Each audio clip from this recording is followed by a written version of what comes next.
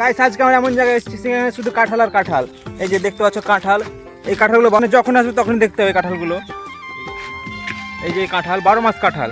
তো আপনারা আসুন, দেখুন এবং উপভোগ করুন। আমরা আছি আপনার সাথে, দেখতে থাকুন এই টিভি চ্যানেল। ভালো লাগলে সাবস্ক্রাইব অ্যান্ড ফলো করবেন।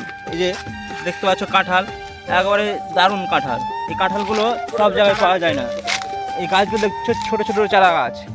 এই গাছগুলো খুবই একদম ছোট এবং এই গাছগুলো দেখতে পাচ্ছ কাঁঠালগুলো আমরা হাতি লাগতে পারবেন। দারুণ কাঁঠাল, এই যে দারুণ।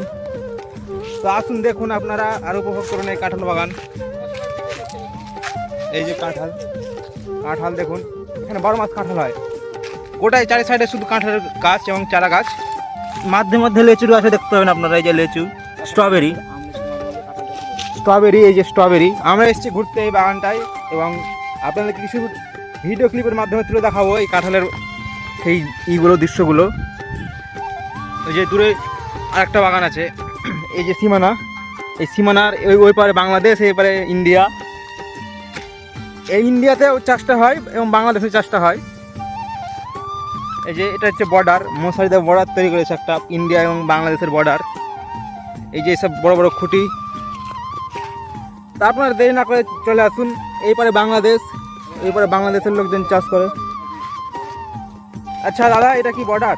হ্যাঁ, এটাই সেই বর্ডার এই বাংলাদেশের। এটা ইন্ডিয়াটা বর্ডার? এদিকে ইন্ডিয়া, এদিকে বাংলাদেশ।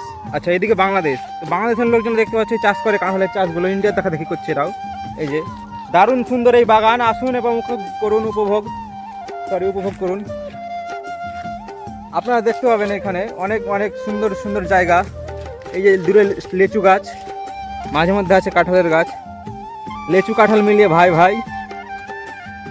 তো এখানে একটা আকর্ষণীয় দৃশ্য, বাংলাদেশ এবং ইন্ডিয়া। এই যে এটা দূরে দেখতে পাচ্ছ, ওটা গোটাই বাংলাদেশ, ওটা দূরে গোটাই বাংলাদেশ এবং এটা ইন্ডিয়া। এখানে আরও ইনফ্লুয়েন্সাররা আছে।